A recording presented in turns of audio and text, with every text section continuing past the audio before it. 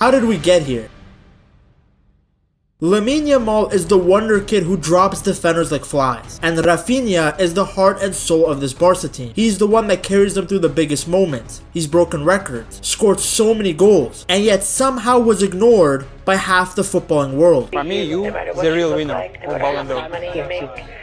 Five place is robbery. It's a real robbery. These are two players at completely different stages of their careers, yet somehow the perfect duo. A lot of people tried to pit them against each other. That's what happens when your team is successful and you have two superstars. The world tried to tear them down. Barca were literally suffering from success. Ballon d'Or debates, Twitter agendas, fan arguments. All of it ruined the purity of what was actually happening. The second you praised Yamal, people acted like you were disrespecting Raphinha. And if you hyped up Raphinha, people said you were downplaying Yamal. It was utter nonsense. People will say it's because of the fans, but that's just not true. Fans don't vote for the FIFA Pro Best 11. So how do you explain Raphinha not being in that? That's his fellow colleagues, other journalists, just flat out disrespecting him. Like, it would make sense if, let's say, Yamal won the Ballon d'Or and Raphinha finished just behind him in second place. You could say, okay, because the fans pushed for one guy, the other guy lost out on the votes. But when Raphinha is finishing 5th, that has nothing to do with people pushing for Yamal.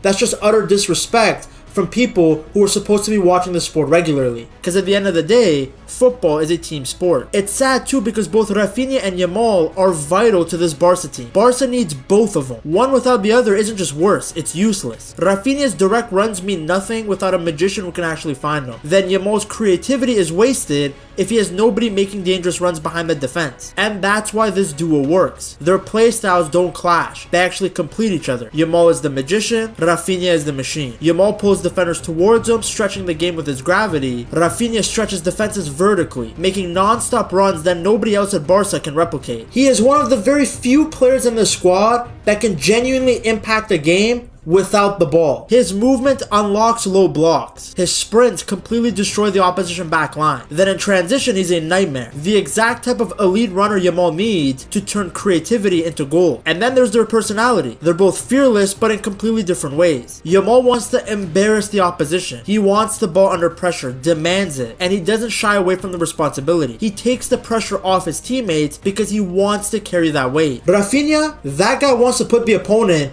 into the ground. He presses like he's possessed. His intensity is contagious. You see it in the way he sprints. Suddenly, the whole team wants to sprint with him. He leads by example. You can see from his effort and hunger. This is a player playing with a chip on his shoulder. This is a guy who hates losing more than he loves winning. And that's the mentality you want in a captain. But he entered